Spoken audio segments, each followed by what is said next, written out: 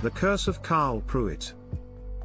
In the eerie and bygone era of the 1930s, there existed a man named Carl Pruitt, a name now whispered only in the darkest corners of local lore. Carl's life was torn asunder when he unearthed a shattering truth: his wife had betrayed him in the most agonizing way possible, engaging in a secret affair that lacerated his heart. Consumed by despair and a seething rage that seemed to emanate from the very depths of his soul, Carl committed a heinous act that would forever etch his name into the annals of the macabre. In the dead of night, he strangled his unfaithful wife with a ghastly chain, his fingers contorted by the intensity of his emotions, leaving her lifeless form sprawled on the floor. But Carl's thirst for vengeance did not cease with her death. Blinded by his own malevolence, he turned the chain on himself, ending his own wretched existence in the most gruesome of fashions. The macabre tale, however, did not conclude with their deaths. In the weeks following their tragic demise, a chilling phenomenon began to manifest itself at Carl's grave in the desolate cemetery. A spectral pattern resembling the very chain he had used to commit his unspeakable acts materialized upon his tombstone.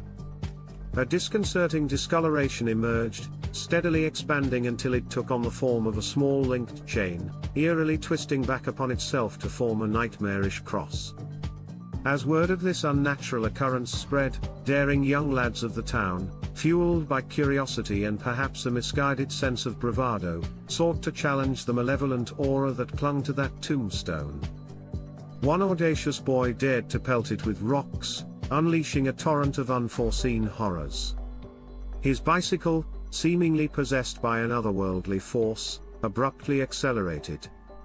The sprocket chain tore loose, coiling around the boy's neck like a serpent from the abyss, ending his young life in a gruesome stranglehold.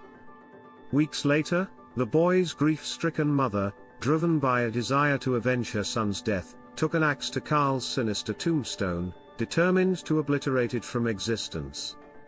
Little did she know that the darkness that had enveloped that grave was far from vanquished.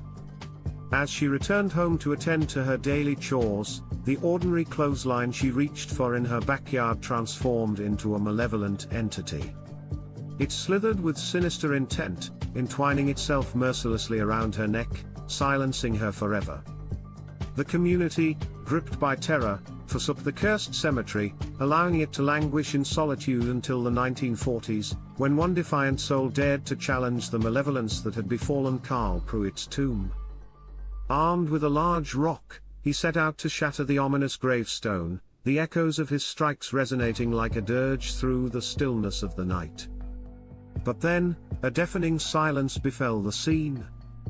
A blood-curdling scream pierced the darkness, sending shivers down the spines of all who heard it. When they reached the site, the once bold man was found ensnared in an ethereal chain, the very chain that had bound the cemetery gate.